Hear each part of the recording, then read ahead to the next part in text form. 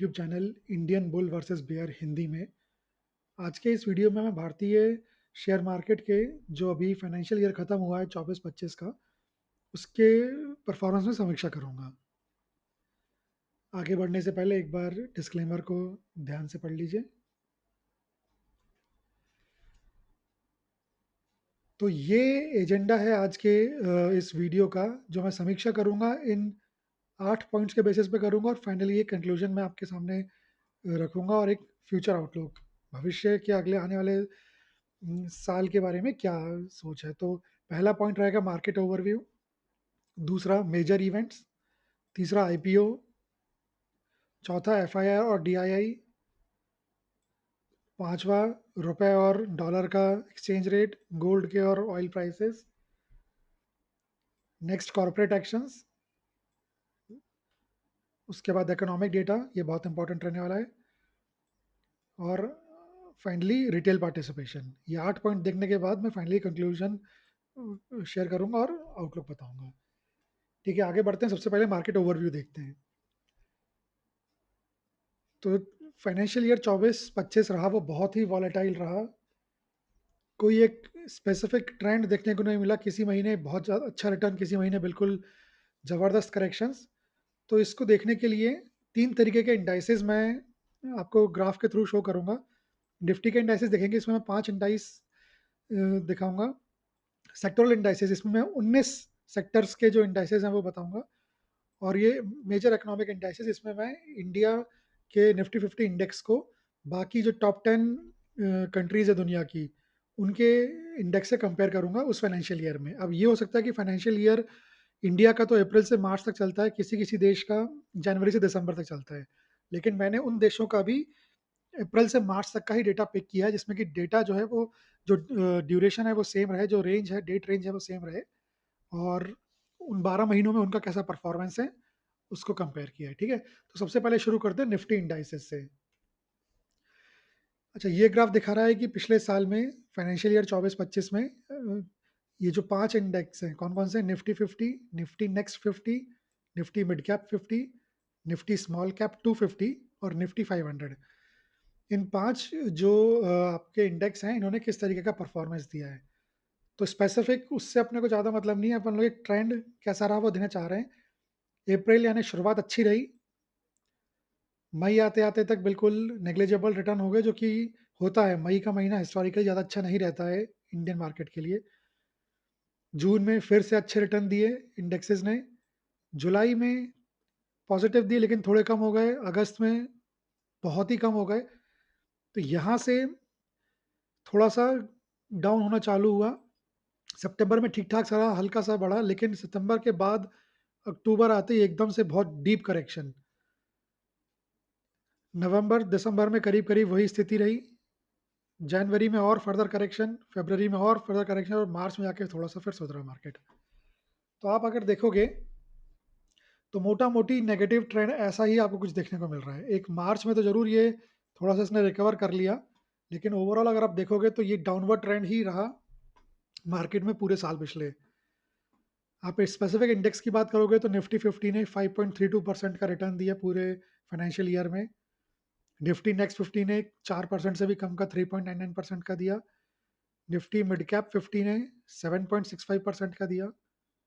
Nifty small cap 250 ने 5.39% का, और निफ्टी 500 ने 5.35% का। तो आप देखोगे तो बैंक एफडी से भी कम का रिटर्न दिया इंडेक्सेस ने, जो कि कम होता है, काफ़ी कम होता है। अगर आप एवरेज भी देखोगे, निफ्टी 50 का भी आप एवरेज देखोगे 10-11% का तो रिटर्न मिल ही जाता है।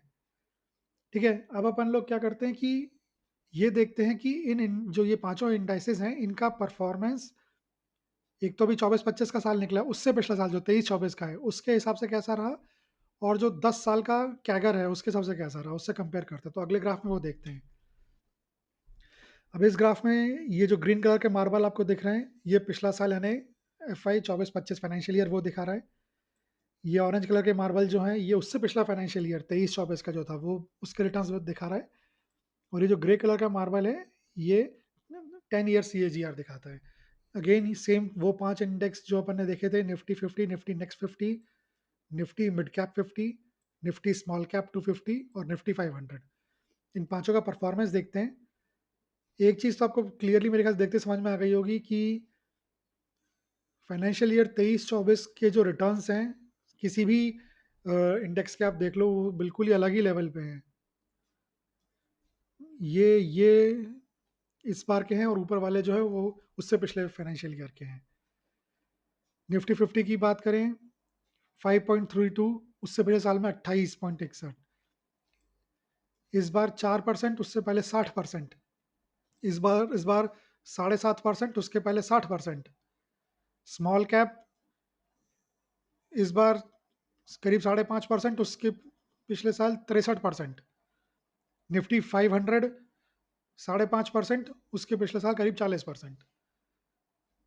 तो उससे तो कोई कंपैरिजन नहीं। अगर अपन 10 ईयर CAGR से भी कंपेयर करें तो भी आप देखो 5%, 10%, आधा, 4%, 12%, एक तिहाई, मतलब वन थर्ड इधर, 7%, 15%, half, 5%, 13%, less than half, 5%, 11%, half.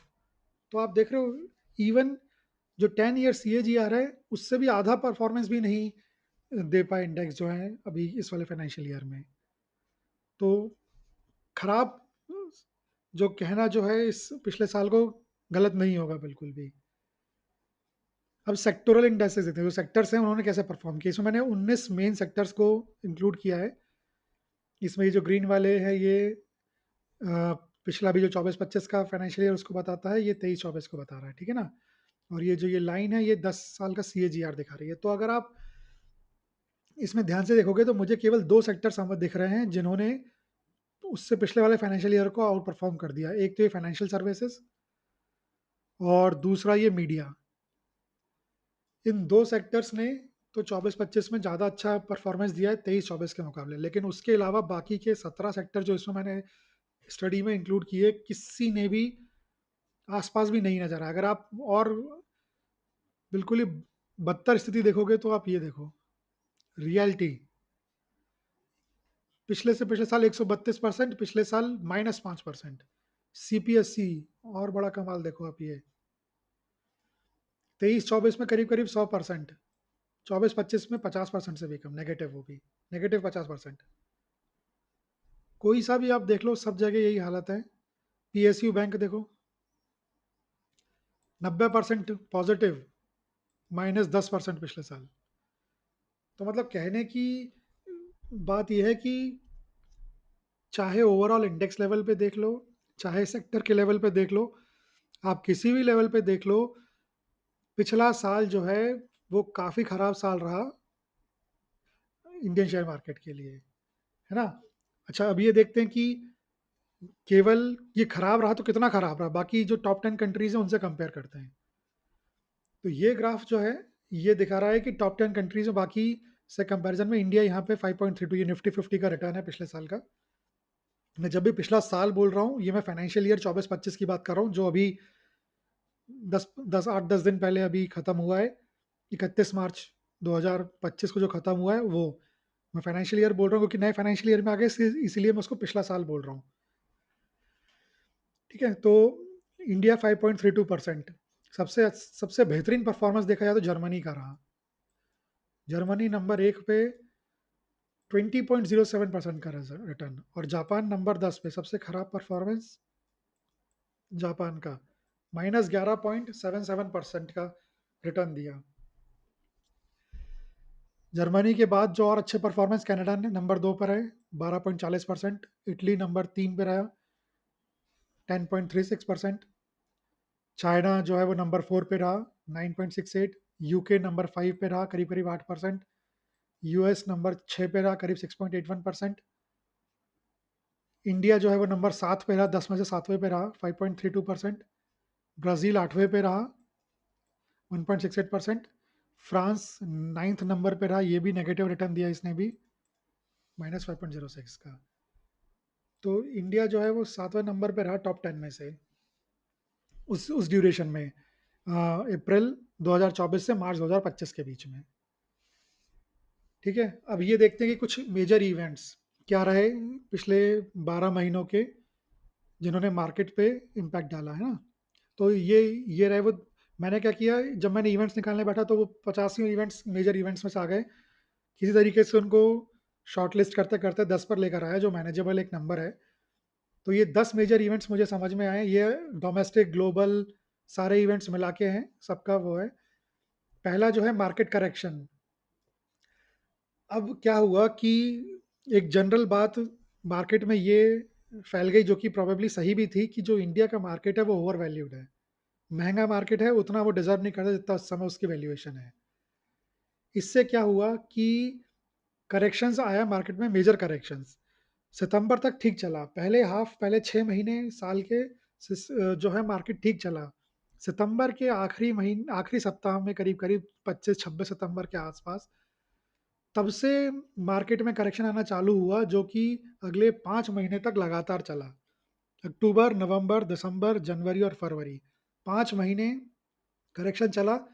पहली बार ऐसा हुआ जब 5 लगातार महीने, 1996 के बाद, जब 5 लगातार महीने जो है वो मार्केट ने रेड कैंडल शो करी है मंथली बेसिस पे। पहली बार हुआ था 1996 के बाद, यानी करीब करीब 30 सालों में।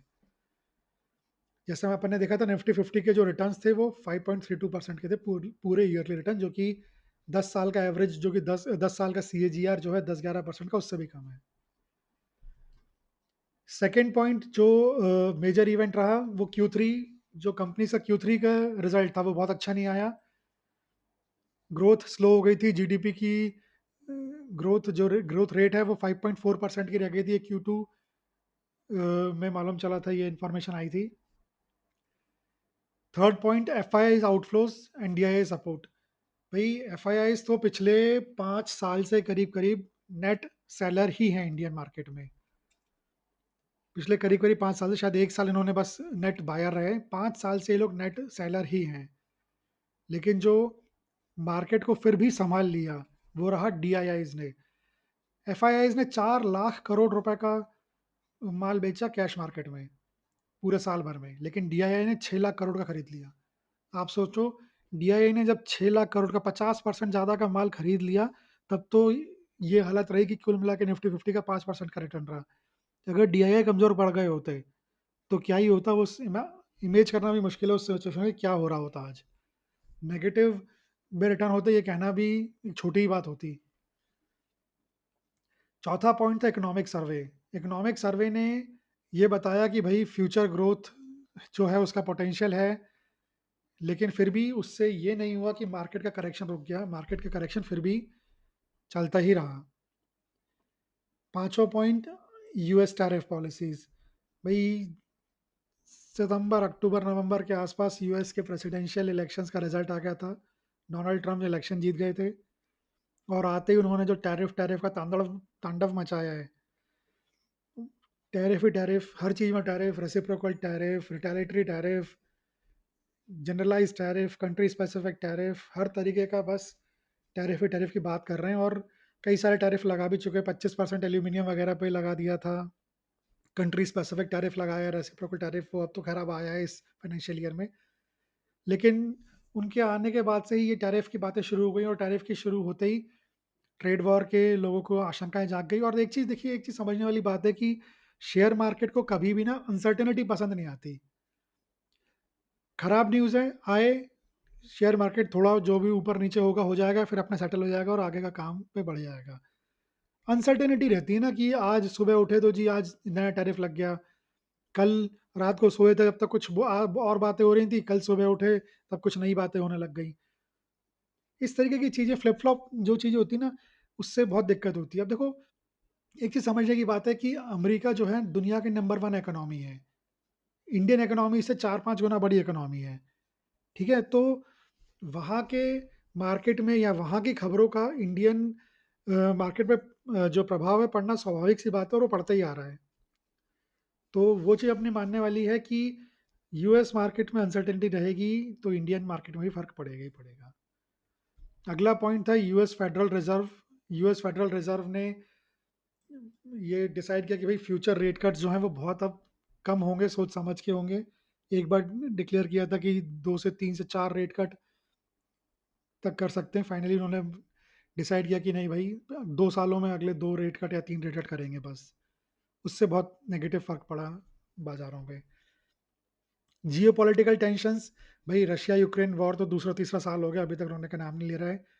इज़राइल फ़िलिस्तीन और हमास वाले जो कॉन्फ्लिक्ट है वो भी अभी तक सॉल्व नहीं हुआ है। कोशिशें जारी हैं लेकिन ये भी अभी सॉल्व नहीं हुआ है। जियोपॉलिटिकल टेंशन हमेशा नुकसान पहुंचाती है मार्केट को। अगली जो मेजर इवेंट रहा, आरबीआई के नए गवर्नर आ गए, सेबी चेयरपर्सन भी चेंज हो गई और नए एक ऑफिसर ने सेबी चेयरपर्सन की सीट ऑक्यूपाई करी। एक नेक्स्ट जो मेजर इवेंट रहा वो आरबीआई रेट कट। भाई 5 साल के बाद जाके आरबीआई ने रेट कट किया, 25 बेसिस पॉइंट का रेट कट किया, 6.25 आज की रेट में जो है वो रेट हो गया है। तो ये बहुत टाइम से डिमांड थी रेट कट की, फाइनली आरबीआई के नए गवर्नर ने ये रेट कट करने का फैसला लिया था। और लास्ट पॉइंट था, लिक्विडिटी बढ़ाने के लिए आरबीआई ने जो है 2 मेजर स्टेप लिए। गवर्नमेंट सिक्योरिटीज जो है उनको परचेज किया और यूएसडी और आईएनआर का स्वैप किया बैंक्स के साथ 36 मंथ्स के एग्रीमेंट पे। तो ये दो बड़े स्टेप्स लिए जिससे मार्केट में लिक्विडिटी इंक्रीज हुई। ठीक है, अब आगे बढ़ते हैं, आईपीओ देखते हैं कि आईपीओ का मार्केट कैसा रहा। कुल मिला के 229 आईपीओ आए, 80 मेन बोर्ड आईपीओ थे, 149 एसएमई आईपीओ थे। मेन बोर्ड आईपीओ में से एक आईपीओ शायद ट्रैफिक सोल का था, वो कैंसिल हो गया। एक दूसरा आईपीओ था सी टू सी का, वो बीच में कुछ दिनों के लिए रोक दिया गया, कुछ गड़बड़ी मिली सेबी को, किसी ने कंप्लेंट करी थी, फिर कुछ गड़बड़ी पता चली, उन्होंने क्लैरिफिकेशन वगैरह मांगा। बीच में सेबी ने जितने लोगों ने बिड कर दी थी, अप्लाई कर दिया था आईपीओ के लिए, उनको एक विंडो दी कि भाई तुम अपना एप्लीकेशन वापस ले सकते हो। काफ़ी लोगों ने ली भी, काफ़ी ने नहीं भी ली। जो भी मैटर था वो फाइनली सॉल्व हो गया और ये जो कंपनी है लिस्ट हो गई और उसके बाद कोई दिक्कत नहीं रही। मेन बोर्ड आईपीओज ने कुल मिला के पिछले साल मतलब पिछले फाइनेंशियल ईयर में 1.62 लाख करोड़ रुपीस जो है वो रेज किए, जो उससे पिछले साल से 2.5 गुना ज़्यादा है। सबसे बड़े बड़े जो मेन आईपीओज आए, हुंडई मोटर का आया 27,000 करोड़ से ज़्यादा का, स्विगी का आया 11,000 करोड़ से ज़्यादा का, एनटीपीसी ग्रीन एनर्जी का आया 10,000 करोड़ का। ठीक है, तो ये मेजर मेजर आईपीओज थे। 10 मेन बोर्ड आईपीओ ऐसे थे जिनमें सब्सक्रिप्शन जो था वो 185 टाइम से ज़्यादा का हो गया था। देखते हैं, ये है वो आईपीओ, ये 10 आईपीओ जिनमें सब्सक्रिप्शन जो है वो 185% से 185 टाइम से ज़्यादा, परसेंटेज टाइम से ज़्यादा था।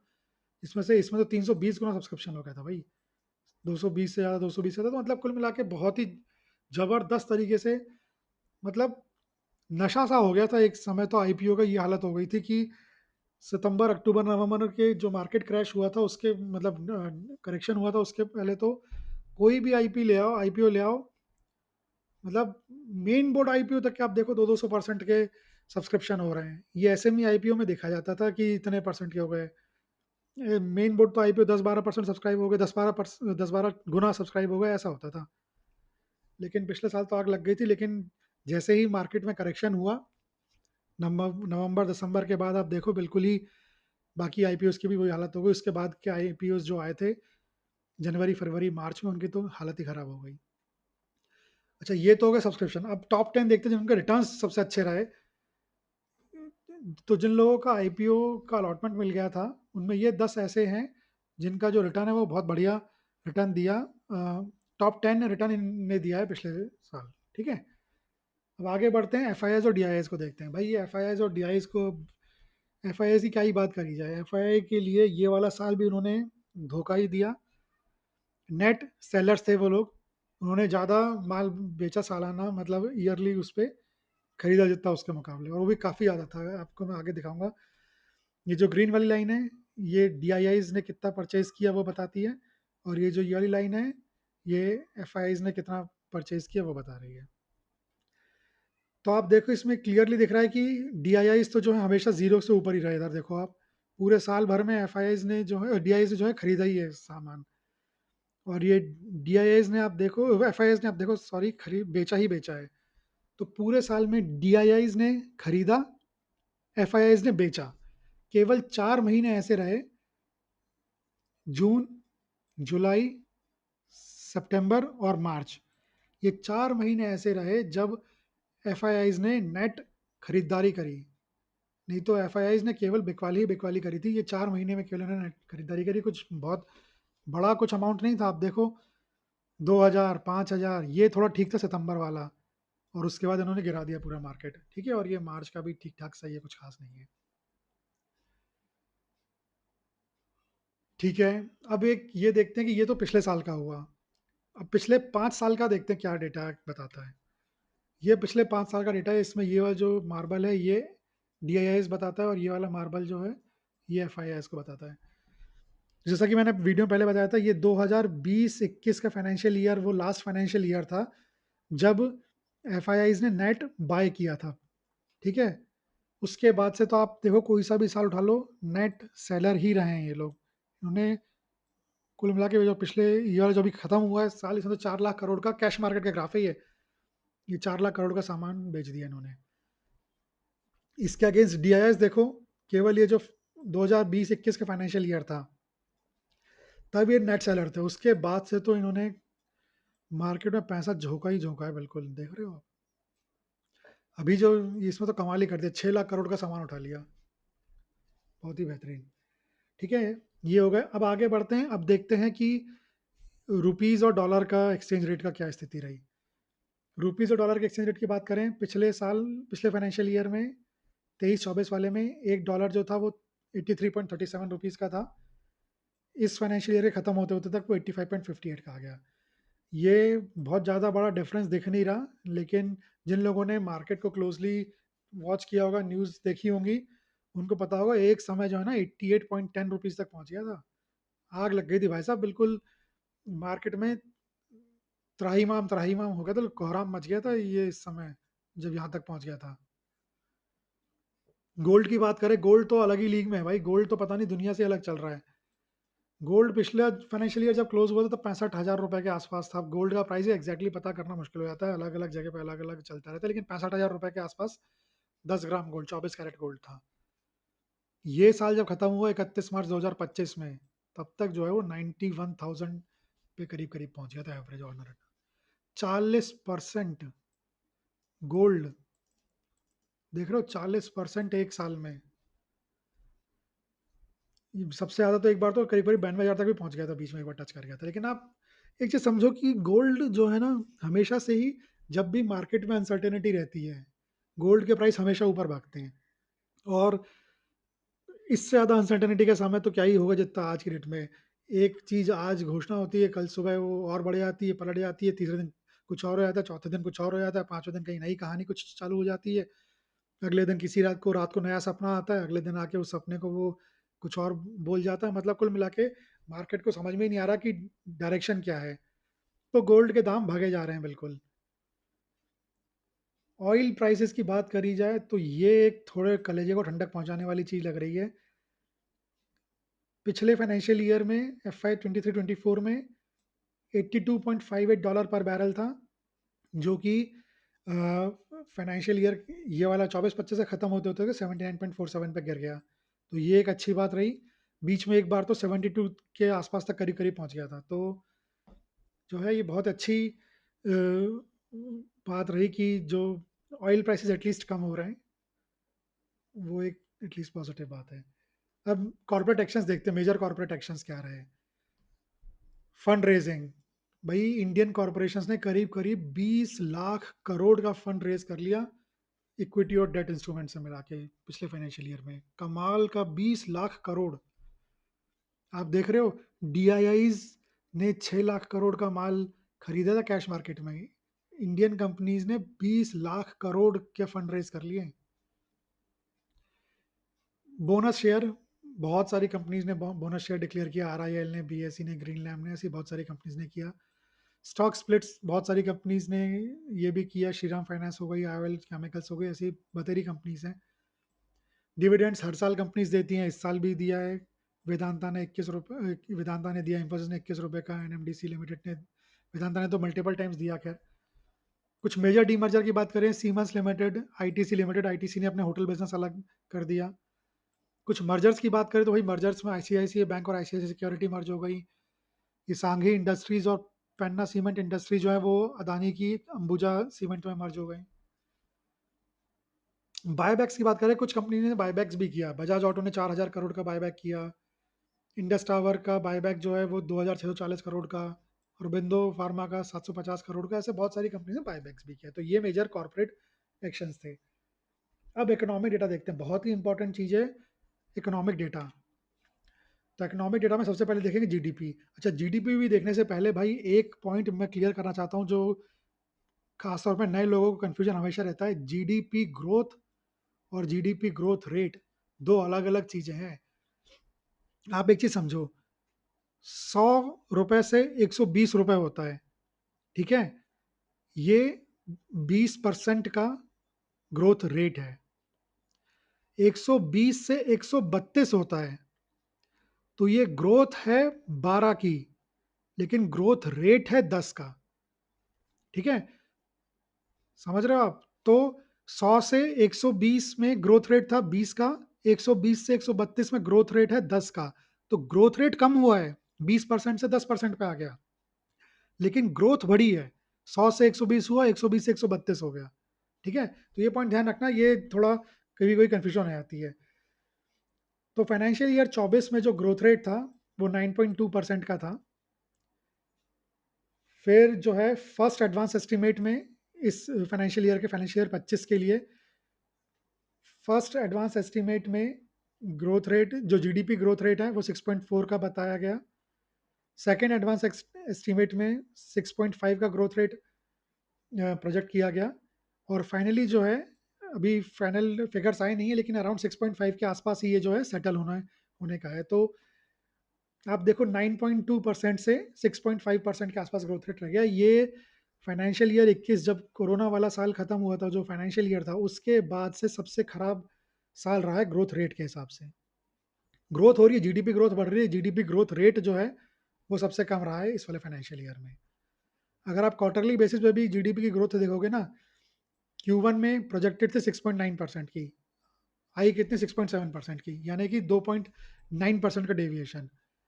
Q2 में 6.5% की प्रोजेक्टेड थी, फोरकास्टेड थी मतलब, आई कितनी 5.4% की, 17% करीब करीब नेगेटिव। ये तो भयानक कमी थी, बहुत ही ज़बरदस्त। इसके बाद ही शायद फाइनेंस मिनिस्टर ने भी कहा था कि भाई थोड़ा रियलिस्टिक फोरकास्टिंग करिए। क्या आप फोरकास्टिंग कुछ करते हैं, एक्चुअली आता कुछ और है। ये फाइनेंस मिनिस्टर ने भी इंडिया की शायद ये पॉइंट रेज किया था। फिर नेक्स्ट फोरकास्टिंग जो थी, नेक्स्ट Q3 की मतलब फोरकास्टिंग थी 6.3 की, आया 6.2। ये 1.59% डिविएशन था। मतलब चलो ठीक है, एक बार को ये डेविएशन कुछ तो थोड़े से होते हैं, ये तो कुछ भी पता ही नहीं क्या डेविएशन था। ठीक है, और इस बार का जो Q4 का फोरकास्टिंग है वो अभी फोरकास्ट 6.5% का है। इसका एक्चुअल जो है वो आएगा मई के लास्ट फ्राइडे में, तो शायद वो 30 मई के आसपास को पड़ेगा, 30 मई 2025 को आएगा, तब मालूम चलेगा, तब डेविएशन ही मालूम चलेगा। ठीक है, ये था जीडीपी ग्रोथ। अब एक नॉमिन ये था रियल जीडीपी, अब एक नॉमिनल जीडीपी भी चीज होती है। नॉमिनल जीडीपी की ग्रोथ अगर अपन देखेंगे, लाख करोड़ में फिगर है। फाइनेंशियल ईयर 23 में 301 लाख करोड़ था, 24 में 331 लाख करोड़ हुआ, 325 फाइनेंशियल ईयर 25 में जो है ये 363 या 364 लाख करोड़ के आसपास आने का एक्सपेक्टेड है। नॉमिनल जीडीपी ग्रोथ रेट की बात करें, रेट की अगर अपन बात करें, तो ये 23 वाले फाइनेंशियल ईयर में 14.2% था। 24 वाले फाइनेंशियल ईयर जो पिछला खत्म हुआ था उसमें 9.6% पे आ गिरा था। लेकिन ये जो फाइनेंशियल ईयर अभी 31 मार्च 2025 को खत्म हुआ, तब ये थोड़ा सा बढ़ के 9.9% पे आ गया, ऐसा लग रहा है। तो ये अच्छी बात है कि although real GDP growth rate कम हुआ, at least nominal GDP growth rate जो है वो थोड़ा बढ़ के आया है। ठीक है, अब इन्फ्लेशन का डेटा देखते हैं। ये रहा इन्फ्लेशन का डेटा। अब इन्फ्लेशन में भी आप ये देखो कि फाइनेंशियल ईयर 24 में जो इन्फ्लेशन था वो 5.4% का था। फिर आरबीआई ने 4.9% का टारगेट दिया। फाइनली जो है सीपीआई इन्फ्लेशन जो एवरेज है 4.8% का इन्फ्लेशन रहा। तो मतलब इन्फ्लेशन जो है वो डाउन हो गई, अच्छी बात है। अगले फाइनेंशियल ईयर के लिए इन्फ्लेशन और डाउन का प्रोजेक्शन है 4% का, ये और अच्छी बात है। आप महीने के बीच के साल के बीच की बात करोगे इसमें, तो नवंबर में 5.48 था जो कि दिसंबर में 5.22 हुआ, वहाँ से और 4.31 हुआ, वहाँ से और इवन 3.61% आ गया। अभी मार्च का डेटा नहीं आया है, फरवरी में 4 से भी नीचे चला गया था इन्फ्लेशन 3.61 का, तो एवरेज जो है वो 4.8 के आसपास का रहा। ये तो बहुत बढ़िया, इन्फ्लेशन में बहुत अच्छा परफॉर्मेंस रहा देश का। और इस कारण से मॉनेटरी जो इन्फ्लेशन में कमी आई, इस कारण से मॉनेटरी पॉलिसी में भी थोड़ा सा गुंजाइश बन गई। तो उससे जो आरबीआई के नए गवर्नर है उन्होंने क्या किया, 25 बेसिस पॉइंट का रेट कट कर दिया। तो जो इंटरेस्ट रेट रह गया 6.25 की, इंटरेस्ट रेट 6.25 का हो गया। ये जो रेट कट मैंने जैसे पहले बताया था 5 साल के बाद हुआ है भाई, तो ये एक अच्छी बात हुई। फिजिकल डेफिसिट देखते हैं। फिजिकल डेफिसिट होता क्या है, सरकार का खर्चा और उसका रेवेन्यू, सिंपल सी बात है। उसका जो होता गैप होता है उसको फिजिकल डेफिसिट डेफिसिट कहते हैं। जो फाइनेंशियल ईयर 24 है, 5.6% का फिजिकल डेफिसिट था। जो सरकार ने पहले टारगेट सेट किया था 25 के लिए, वो 4.9% का टारगेट सेट किया था। उसको बाद में रिवाइज करके 4.8% कर दिया, है ना। और ये वाला अचीव हो भी गया। और फाइनली अगले फाइनेंशियल ईयर के लिए 4.4% का फिजिकल डेफिसिट, ये डाउन ट्रेंड में ये भी एक अच्छी बात है। तो दो ये अच्छी चीज़ें हैं। जो आठवां और फाइनल पॉइंट अपन देखेंगे वो है रिटेल पार्टिसिपेशन। रिटेल पार्टिसिपेशन दो तरीके से मेजर कर रहे हैं, डीमैट अकाउंट्स कितने क्या हुए और म्यूचुअल फंड का एसआईपी। डीमैट अकाउंट्स 19 करोड़ से ज़्यादा हो चुके हैं। ओवरऑल जो है डीमैट अकाउंट्स बढ़ रहे हैं, लेकिन जो ग्रोथ रेट है, जैसे कि अपन ने पिछले में देखा था, ग्रोथ रेट है वो धीरे धीरे कम हो गई है। और वो मेनली जो आखिरी के 6 महीने हैं उसमें ज़्यादा कम हुई, क्योंकि मार्केट ने काफ़ी करेक्शन दिखाया। तो खास तौर पे भाई डीमैट अकाउंट आप ये देखो ना, ज़्यादातर नए लोग ही खोलते हैं, मतलब पुराने लोग भी खोल सकते हैं डीमैट अकाउंट तो, लेकिन मतलब ज़्यादातर नए लोग जो मार्केट में आते हैं डीमैट अकाउंट वो लोग खोल रहे होते हैं। तो डीमैट अकाउंट नए लोग खोल रहे हैं, मार्केट में आए, मार्केट क्रैश हो गया तो वो ग्रोथ रेट कम हो गई। सेम चीज़, बिल्कुल एग्जैक्टली सेम चीज़ म्यूचुअल फंड में हुई। जो म्यूचुअल फंड का एयूएम है वो 12 लाख करोड़ से ज़्यादा का हो गया, लेकिन ओवरऑल म्यूचुअल फंड्स के एसआईपी जो है वो काफ़ी रही, 20,000 करोड़ से ज़्यादा हर महीने, 20,000 करोड़ रुपए से ज़्यादा की हर महीने का एवरेज रहा, लेकिन ग्रोथ रेट कम हो गई। एक बार तो शायद करीब-करीब 26,000 करोड़ एक महीने में पहुँच गए थे, लेकिन अब धीरे-धीरे वो कम होता गया आखिरी के 4-5 महीनों में।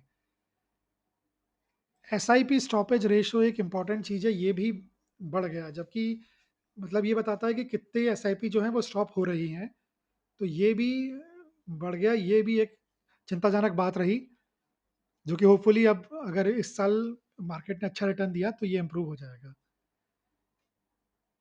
ठीक है, तो ये 2 अपन ने देख लिए, तो कुल मिला के अपन ये आठों पॉइंट देख लिए। अब फाइनली कंक्लूड करते हैं इसको।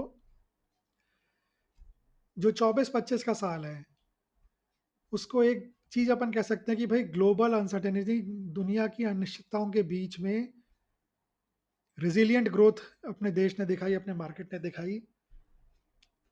दृढ़ता पूर्वक अपना मार्केट सामने खड़ा रहा ग्लोबल अनसर्टेनिटीज़ के सामने, और ग्रोथ दिखाई। ठीक है, ग्रोथ कम रही, लेकिन ग्रोथ दिखाई। वर्ल्ड इकोनॉमिक फोरम ने भी यही प्रोजेक्ट किया है 2025 में कि इंडिया की ग्रोथ जो है वो अच्छी ग्रोथ रहेगी बाकी इमर्जिंग इकोनॉमीज के हिसाब से।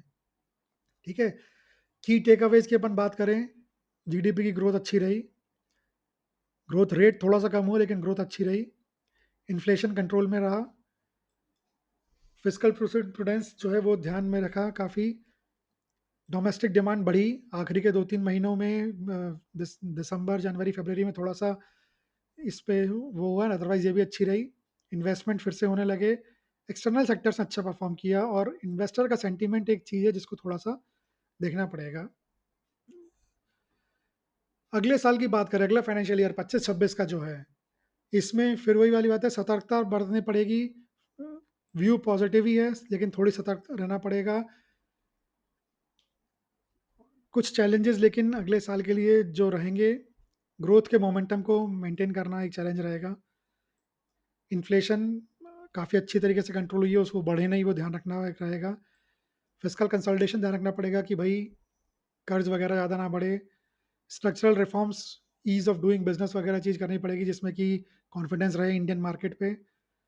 ग्लोबल फैक्टर्स का इम्पैक्ट इसमें एक लिमिटेड ही कोई देश कर सकता है, लेकिन ये है कि आपदा में अवसर ढूँढा जाए तो इससे भी फ़ायदा उठाया जा सकता है। प्राइवेट इन्वेस्टमेंट को रिवाइव करना एक ज़रूरी है और कंज़म्पशन को बूस्ट करना। ये जो है मेन चैलेंजेस अगले साल के लिए। ठीक है, तो to sum it all up, पूरे सब चीज़ों को अगर अपन वो देखें तो एक ठीक साल रहा, दबाव भरा साल रहा, एवरेज से कम पर रिटर्न्स रहे, लेकिन बाकी पूरी दुनिया के मार्केट को देखते हुए लॉन्ग टर्म इन्वेस्टर के लिए ठीक साल रहा ये, और बने रहें। आगे जाके सिचुएशन इम्प्रूव होने के चांसेस काफ़ी हैं। सिचुएशन इम्प्रूव होगी और अच्छे रिटर्न्स की तरफ ये मार्केट लेके जाना चाहिए। ठीक है, तो मेरी तरफ से इतना ही इस वीडियो में। अगर ये वीडियो आपको अच्छा लगा हो तो चैनल को सब्सक्राइब करिए, वीडियो को लाइक करिए, अपने फ्रेंड्स और फैमिली से शेयर करिए, मुझे कमेंट करके बताइए। बहुत मेहनत लगती है इस वीडियो में, इस तरीके की वीडियो में काफ़ी मोटिवेशन मिलता है कमेंट से। कमेंट करके बताइए। मिलते हैं अगले वीडियो में, तब तक के लिए नमस्कार।